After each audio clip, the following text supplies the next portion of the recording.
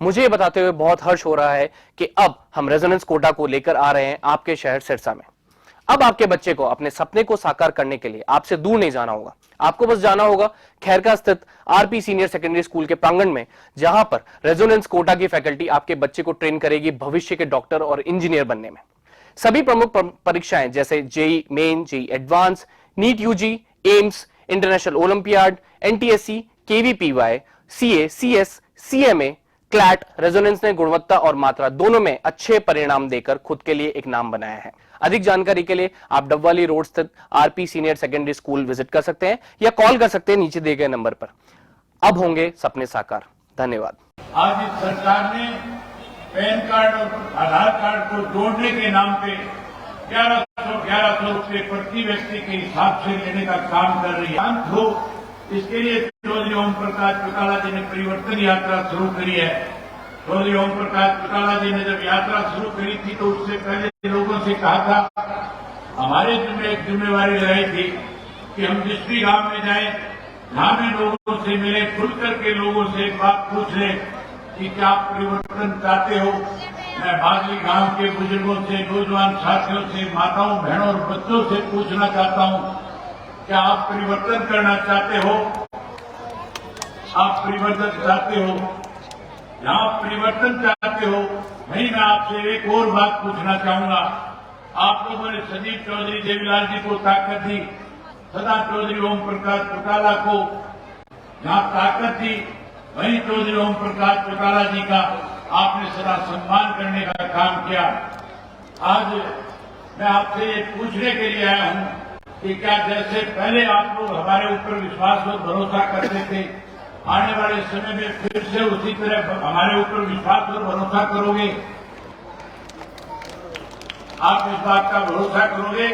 भरोसा करने का एक सबसे बड़ा कारण है, चौधरी देवीलाल जी ने जब आपके बीच में आकर के कोई भी बात कही, जब भी आपने उनको सत्ता सौंपी, चौधरी देवीलाल ने आपके भरोसे को कम करने की बजाय हमेशा भरोसे को बढ़ाने का काम किया था।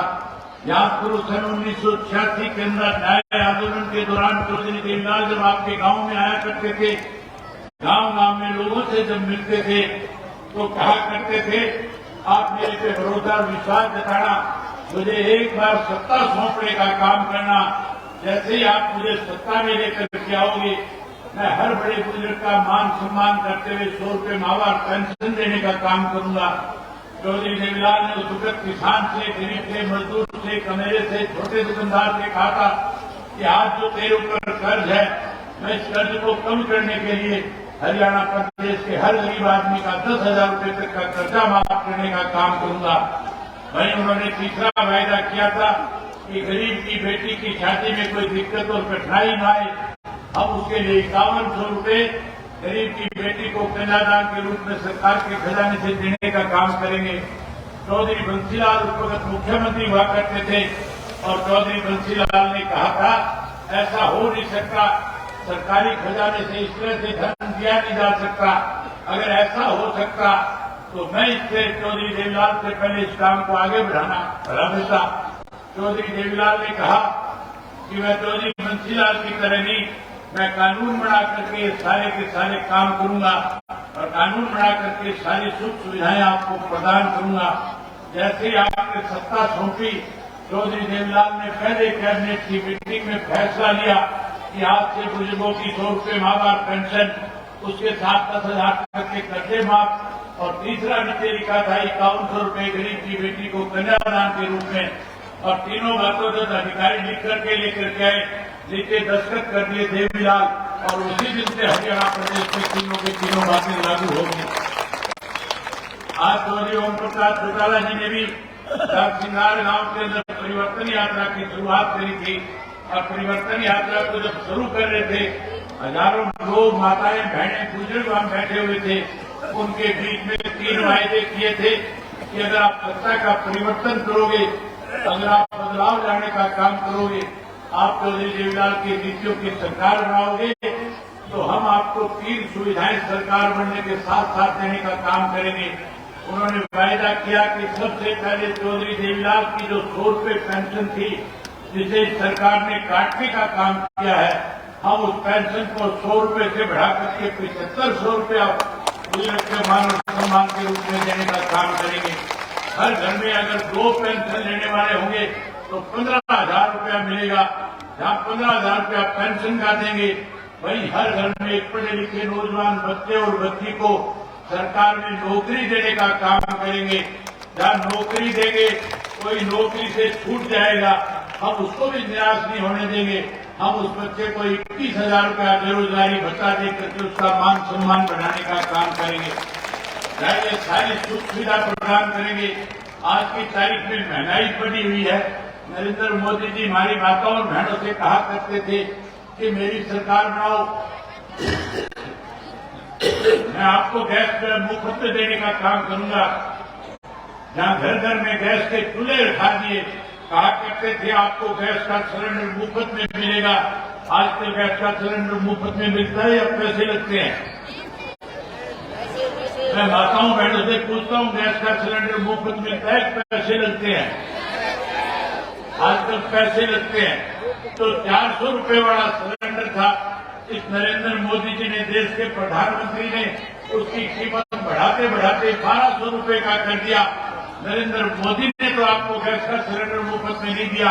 आप चौधरी देवीलाल की नीतियों की सरकार बनाओ, परिवर्तन लेकर के आओ। जैसे ही परिवर्तन होगा, जैसे ही चौधरी ओम प्रकाश चौटाला की सरकार इस प्रदेश में बढ़ेगी, बनते ही सबसे पहले हम अपनी माताओं और बहनों को एक गैस का सिलेंडर हर महीने मुफ्त दिया करेंगे। एक गैस का सिलेंडर मुफ्त में देंगे, वहीं उसके साथ साथ 1100 रुपए आपको आपकी रसोई बढ़िया चले, इसके लिए हर माता के, हर गृहिणी के खाते में जमा कराएंगे ताकि आपकी रसोई और अच्छी चल सके। ये सारी चीजें तभी संभव है जब परिवर्तन करने का काम करोगे। और इस परिवर्तन के लिए ना कोई आंदोलन करने की जरूरत, ना कोई संघर्ष करने की जरूरत, ना कोई लड़ाई लड़ने की जरूरत। आप घर में बैठे बैठे परिवर्तन कर सकते हो। आप लोग हर एक के पास आज टेलीफोन है। हर आदमी और हमारी माताएं बहनें एक दूसरे से टेलीफोन पे सारा दिन बात करती हैं। सारा दिन एक दूसरे से पूछते हो कि आप क्या कर रहे हो।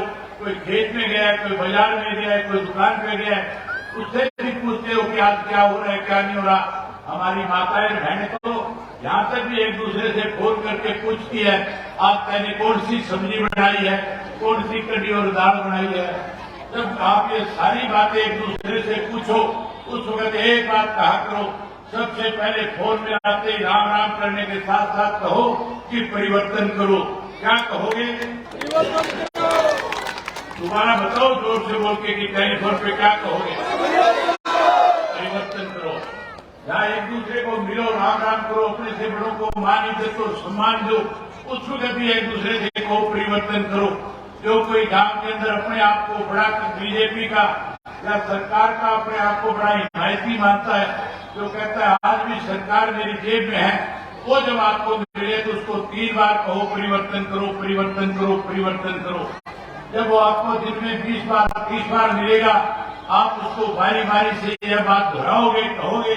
जब उसके कान में 50-100 बार ये बात जाएगी तो वो भी अपने घर जाकर के घरवाली को ये नहीं कहेगा कि चाय बनाओ, खाना पकाओ, उसने भी जाकर के फिर कहना परिवर्तन करो, परिवर्तन करो, परिवर्तन करो। इतना कहने से परिवर्तन आ जाएगा।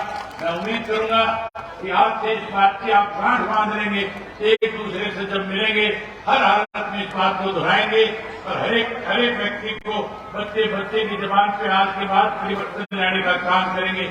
यही बात आपसे करने के लिए आया था। आप सबने मेरी बात सुनी।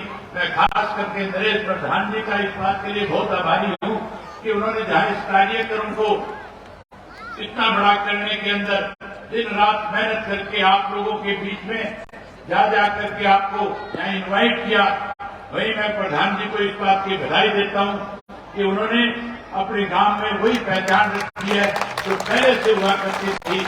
आज भी हर माता और बहन, हर बड़ा बुजुर्ग नौजवान साथी आज इनके कहने से यहाँ आशीर्वाद देने के लिए आया है।